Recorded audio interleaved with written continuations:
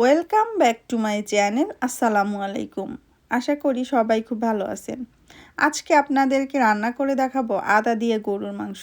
কিভাবে খুব সহজে আদার এই মাংসটা রান্না করতে পারবেন সেই রেসিপিটি আপনাদের সঙ্গে শেয়ার করছি। মাংস রান্না করার জন্য প্রথমে এখানে গরুর সলিড হাফ কেজি মাংস নিয়েছি। মাংসগুলোকে এইরকম ছোট ছোট সাইজ করে কেটে নিয়েছি। আদার মাংস রান্না করার জন্য মাংসগুলোকে এইরকম ছোট ছোট করেই কেটে নিতে হবে।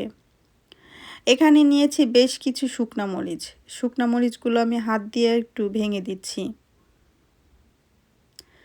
মরিচটাকে একটা সাইডে রেখে দিলাম। এদিকে নিয়েছি বেশ কিছু আদা কুচি, সাথে নিয়েছি রসুন কুচি। আদাগুলোকে এরকম মিহি করে কুচি করে নিয়েছি, রসুনগুলোকেও মিহি কুচি করে নিয়েছি। আদা রসুনটাকে একটা সাইডে রেখে দিলাম। এখানে নিয়েছি একটা প্রেসার কুকার। প্রথমে মাংসগুলো প্রেসার কুকারের ভিতরে দিয়ে দিলাম। মাংসের ভিতরে দিয়ে দিচ্ছি ভাঙা শুকনা মরিচগুলা। এখন দিয়ে দিলাম অর্ধেক আদা কুচি, অর্ধেক রসুন কুচি। আমি যে আদা রসুনটা কুচি করে নিয়েছিলাম তার থেকে অর্ধেকটা এখানে দিয়েছি, আর বাকি অর্ধেকটা আমি রেখে দিচ্ছি, পরে ব্যবহার করব। এখন দিয়ে দিচ্ছি এলাচ, দারচিনি, গোলমরিচ আর একটু লবঙ্গ। দিয়ে দিচ্ছি 2 টেবিল চামচ পরিমাণে তেল। এখন দিয়ে দিচ্ছি হাফ চা চামচ পরিমাণে ধনিয়া গুঁড়া। দিয়ে দিচ্ছি স্বাদ মতো লবণ।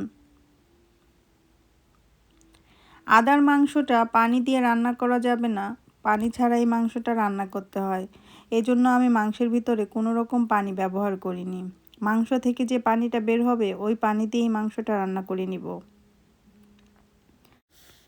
মাংসটা আমি চুলায় বসিয়ে দিলাম। মাংসটাকে 7-8 মিনিট কষিয়ে নিব। 7-8 মিনিট মাংসটাকে কষিয়ে নিলাম। মাংসের ভিতর থেকে বেশ কিছুটা পানি বেরিয়ে গিয়েছে। এই অবস্থায় প্রেসার কুকারের ঢাকনাটা আমি লাগিয়ে দিচ্ছি। একটা বাঁশি দিলেই মাংসটা আমি চুলা থেকে নামিয়ে নেব। বাঁশি দেওয়ার পরে মাংসটা আমি চুলা থেকে নামিয়ে নিলাম। এই মাংসটাকে এখন আমি একটা সাইডে রেখে দিচ্ছি। এদিকে চুলায় একটা প্যান বসিয়ে দিলাম। প্যানের ভিতরে দিয়ে দিচ্ছি 75 গ্রাম বাটার। বাটারের পরিবর্তে এখানে তেল ব্যবহার করা যাবে। বাটারের ভিতরে দিয়ে দিচ্ছি 1 কাপ পেঁয়াজ কুচি। পেঁয়াজের ভিতরে দিয়ে দিচ্ছি বাকি যে আদা কুচি ছিল, আদা কুচিটা সাথে রসুন কুচি। এখন এইগুলোকে আমি বেরেস্তা আকারে ভেজে নিব। আদার এই গরুর মাংসটা খেতে কি যে টেস্টি, আপনারা বাসায় ট্রাই না করলে বুঝতেই পারবেন না। পেঁয়াজটা বেরেস্তা আকারে ভাজা হয়ে গিয়েছে। এখন আমি এই পেঁয়াজের ভিতরে মাংসগুলো ঢেলে দিচ্ছি।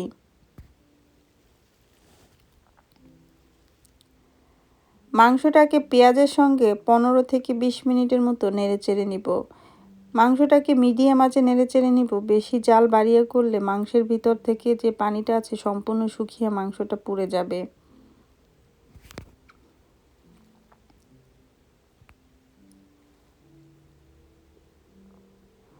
মাংসটা প্রায় 15-20 মিনিটের মতো নাড়াচাড়া করে রান্না করে নিয়েছি। মাংসটা সম্পূর্ণ হয়ে গিয়েছে। এখন আমি নামানোর আগে এই মাংসের ভিতরে দিয়ে দিচ্ছি হাফ চা চামচ পরিমাণে ভাজা জিরার গুঁড়া, দিয়ে দিচ্ছি হাফ চা চামচ পরিমাণে গরম মশলার গুঁড়া। মাংসটা রান্না করতে করতে মাংসের ভিতর থেকে খুব ভালো একটা ফ্লেভার বেরিয়েছে। মাংসটা সম্পূর্ণ হয়ে গিয়েছে। আপনাদেরকে কাছ থেকে একটু মাংসটা দেখিয়ে দিচ্ছি কতটা সুন্দর হয়েছে এই মাংস রান্নাটা। এই মাংসটাকে এখন আমি চুলা থেকে নামিয়ে নিচ্ছি। আমি একটা বাটির ভিতরে মাংসটা তুলে নিচ্ছি। দেখেই বুঝতে পারছেন কতটা সুন্দর হয়েছে এই মাংস রান্নাটা। আমার ভিডিওটা আপনাদের কাছে কেমন লেগেছে আমাকে কমেন্টস করে জানাতে ভুলবেন না। আমার ভিডিওটা দেখার জন্য আপনাদেরকে অসংখ্য ধন্যবাদ। যারা এখন পর্যন্ত আমার চ্যানেলটি সাবস্ক্রাইব করেন অবশ্যই সাবস্ক্রাইব করে দিবেন। আপনাদের জন্য নতুন নতুন রেসিপি নিয়ে হাজির হব। এই মাংসটা রুটি, পরোটা, ভাত সব কিছু দিয়েই খেতে পারবেন। আজকে এই পর্যন্ত। আল্লাহ হাফেজ।